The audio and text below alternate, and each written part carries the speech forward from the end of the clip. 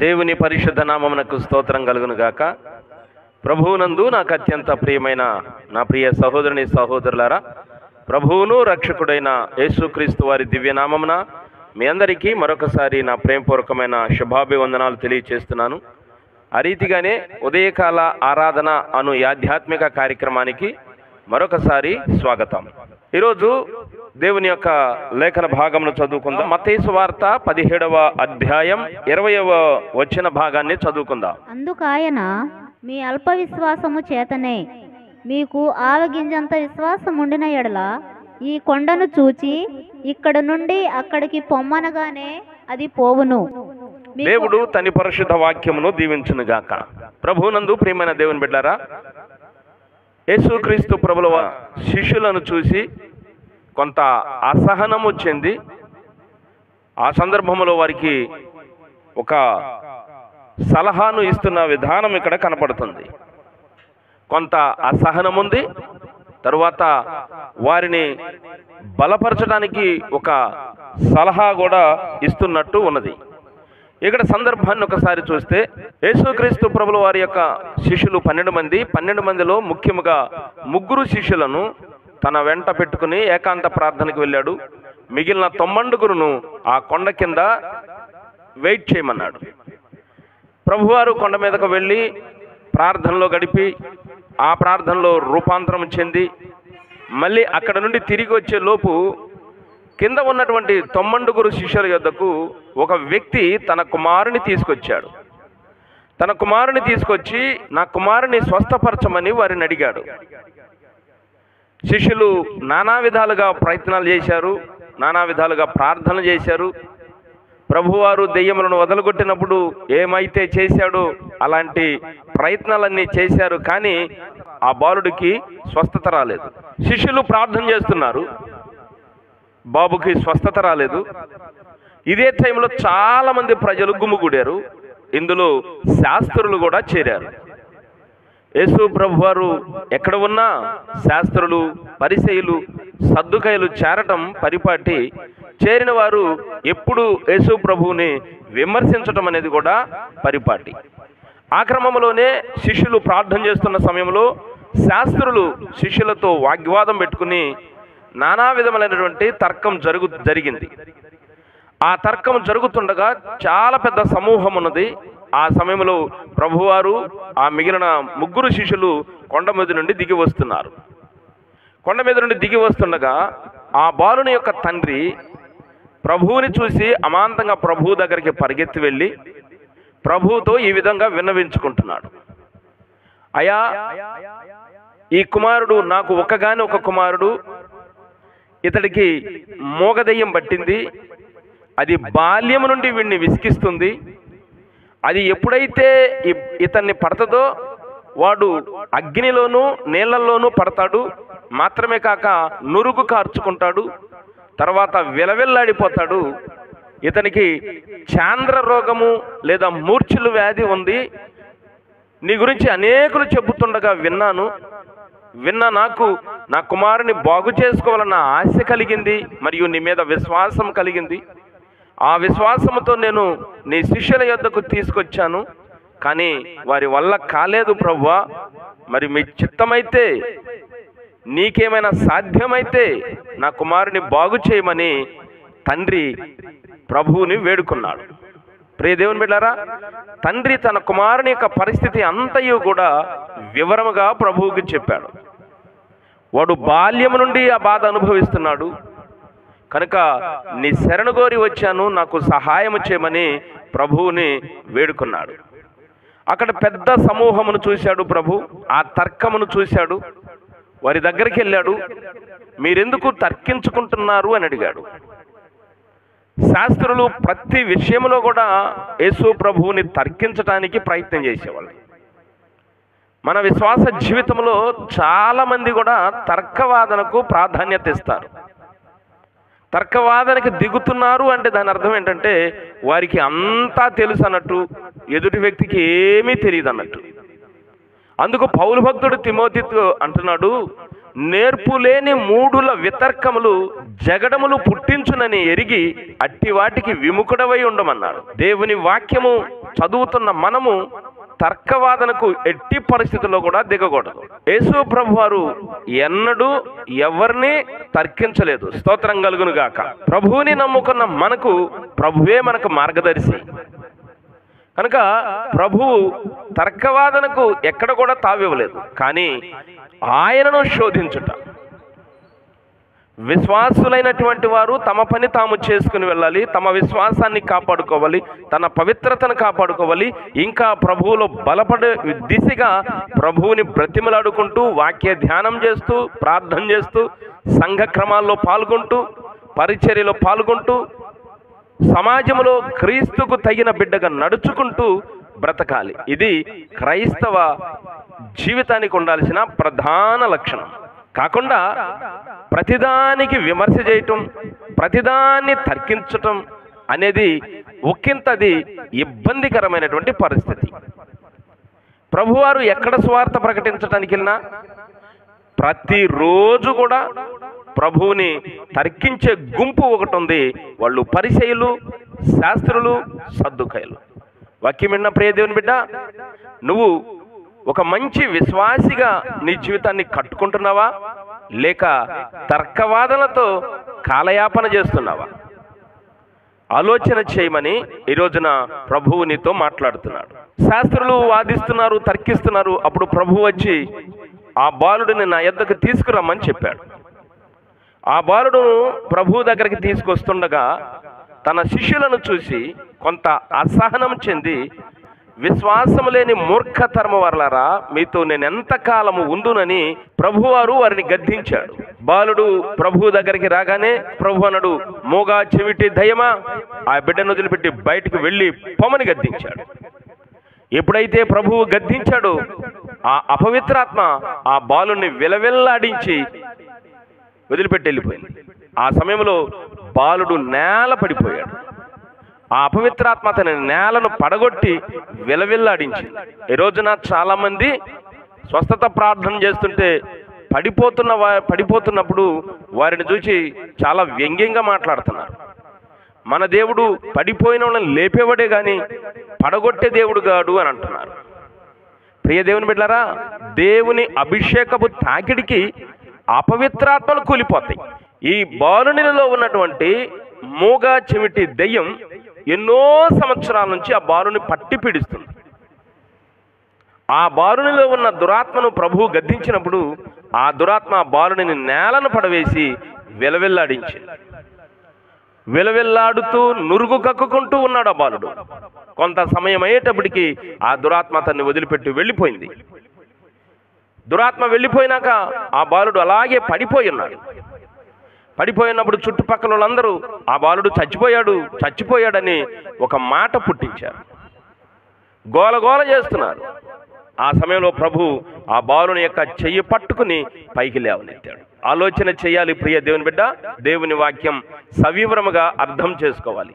ఒక మనిషిని ఒక దురాత్మ పట్టి పీడిస్తున్నప్పుడు దేవుని యొక్క అభిషేకం ఆ దురాత్మకు తగిలినప్పుడు ఆ దురాత్మ ఆ మనిషిని కింద పడద్రోస్తుంది. ఆ తదుపరి ఆ దురాత్మ ఆ బాలుని ఆ వ్యక్తిలో నుండి వెళ్ళిపోతుంది. ఎప్పుడైతే దేవుని అభిషేకపు తాకిడికి దురాత్మ వెళ్ళిపోతుందో ఆ మనుషుడు బలముగా దృఢముగా నిలబడతాడు. దేవునికి స్తోత్రం. కాబట్టి ప్రియ దేవుని బిడ్డలారా, ఇది ఆ సమయంలో జరిగినటువంటి ఒక ఘట్టం. ఈ ఘట్టంలో ప్రధానముగా యేసునందు విశ్వాసముంచిన ఒక విశ్వాసి తన కుమారుణ్ణి యేసు శిష్యుల దగ్గరికి తీసుకొస్తే శిష్యులు ఆ కుమారుని బాగు చేయలేకపోయాడు. కారణం ఏంటంటే వారిలో యేసు ప్రభువారు చెప్పారు, 2 విషయాలు లోపాలు ఉన్నాయి శిష్యులకు.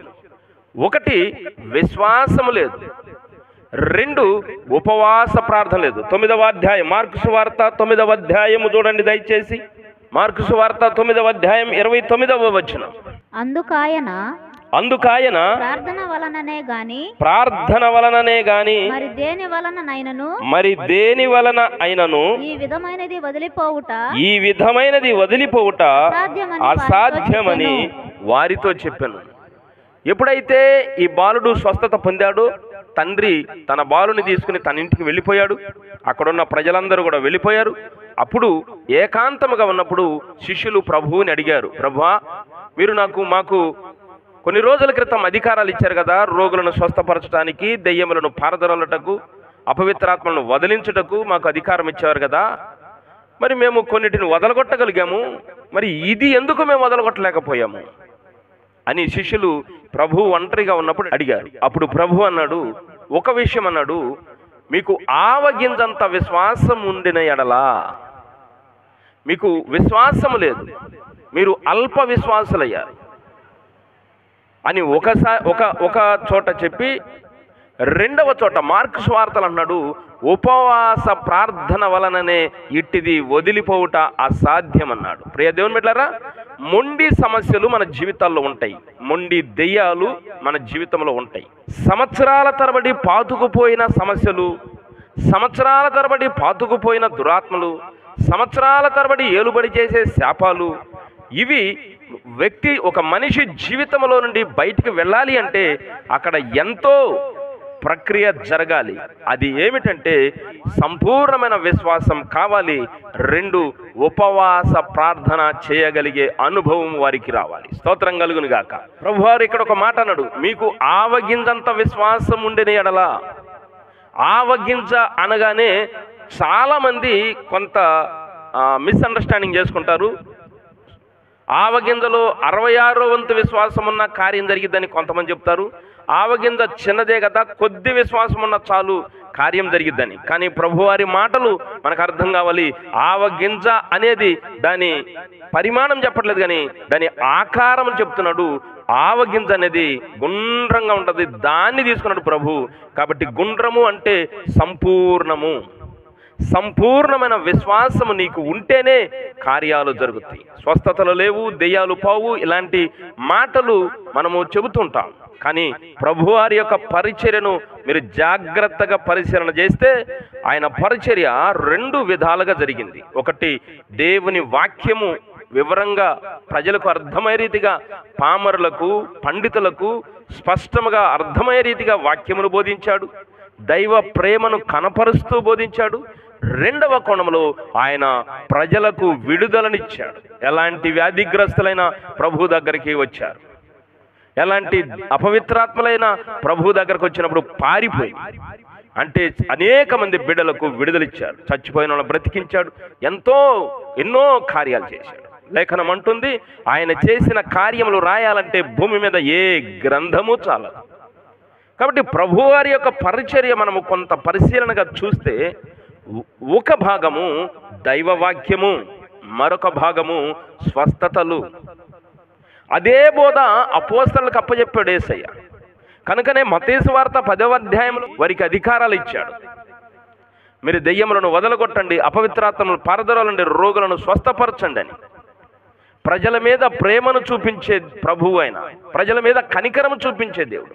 నువ్వు బాధలో ఉంటే వదిలిపెట్టే దేవుడు కాదు, నువ్వు వేదనలో ఉంటే వదిలిపెట్టే దేవుడు కాదు, నువ్వు సమస్యలో చిక్కుకుపోతే నిన్ను పక్కన పెట్టే దేవుడు కాదు, నువ్వు వ్యాధులతో బాధపడుతుంటే నిన్ను పక్కన పెట్టేసి వ్యాధులు, బాధలు, రోగములు, రుగ్మతలు ఇవి కాదు, ముందు దైవ వాక్యం తెలుసుకో, నిత్యరాజ్యముకు రా అని చెప్పే బోధ యేసుక్రీస్తు బోధ కాదు.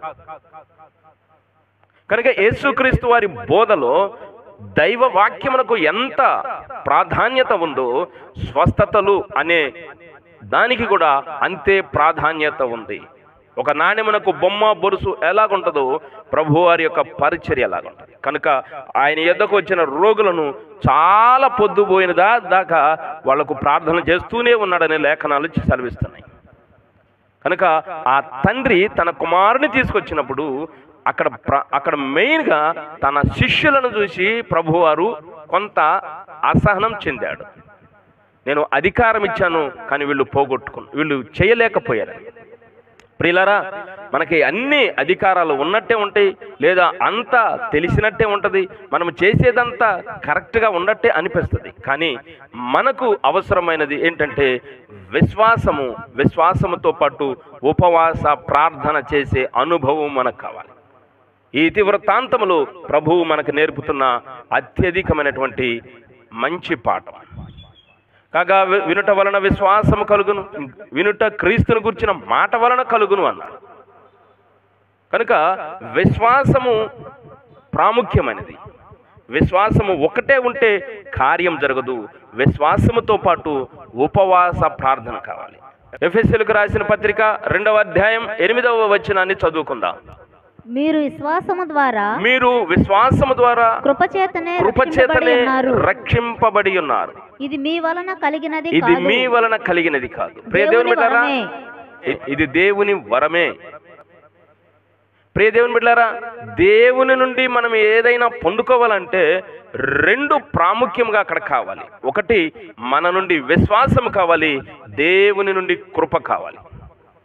ఆ కృపే పరిశుద్ధాత్మ ద్వారా కృపావరములను తన అభిషిక్తులకు ఇస్తున్నాడు.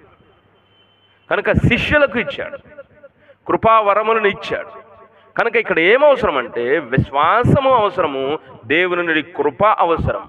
విశ్వాసముతో పాటు కృపను పొందటానికి మనము ఉపవాస ప్రార్థన చేసే అనుభవం మనకు కావాలి.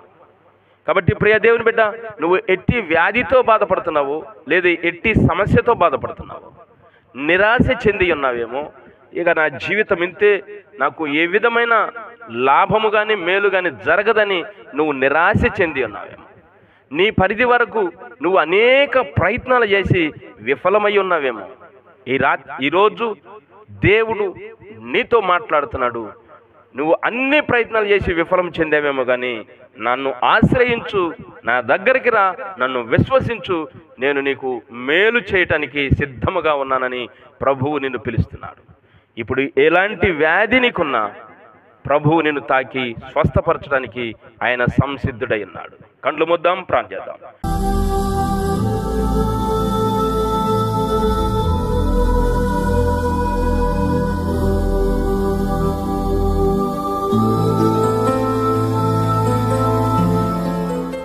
ప్రేమ నమ్మకమైన తండ్రి, మీ కొందనాలు. మీ బిడ్డలు మీ ఎదుట ఉన్నారు తండ్రి. విశ్వాసములో స్థిరపడుతూ మీ చేత మేలు పొందాలని, మీ చేత ఆశీర్వదింపబడాలని, మీ చేత స్వస్థత పొందాలని, మీ చేత విడుదల పొందాలని బిడ్డలు ఆశపడుతున్నారు. మీ బిడ్డలైన మా మీద మీ కనికరమును రప్పించండి. పరిశుద్ధాత్మ తండ్రి, మీరు మా మీద దయ చూపించి మా ప్రియుల మీదకు రండి, మీ బిడ్డల మీదకు మీరు రండి. ఎవరైతే ఏకీభవించి ప్రార్థనలో విశ్వాసంతో ఉన్నారో ఆ బిడ్డలను మీరు తాకండి ప్రభు. ఆ బిడ్డలను మీరు స్పర్శించండి, ఆ బిడ్డలతో మీరు మాట్లాడండి, ఆ బిడ్డలను మీరు బలపరచండి. వారిలో ఉన్న వ్యాధులను మీరు తాకండి ప్రభు, వారిలో ఉన్న సమస్యలను పరిష్కరించండి ప్రభు. ఈ ప్రార్థనలో ఏకీభవించిన ప్రతి బిడ్డను మీరు దర్శించి ఆశీర్వదించి వారికి ఉన్న సమస్యలను వదలగొడుతూ, వారికి ఉన్న దురాత్మలను పారదొలుతూ, వారికి రావలసిన అన్ని విషయాలలో మేలులు అనుగ్రహించమని, మరియు రక్షణానుభవంలో ఉంచి, పరిశుద్ధాత్మ అనుభవంలో ఉంచి నిత్యరాజ్యమునకు వారసులయ్యే భాగ్యము దయచేయమని ఘనత మహిమ ప్రభలారోపిస్తూ యేసు పుణ్యనామమున అడిగి వేడుకొనుచు ప్రార్థిస్తున్నాము తండ్రి. ఆమేన్. ప్రియులారా, మీ అందరికీ వందనాలు. సెలవు.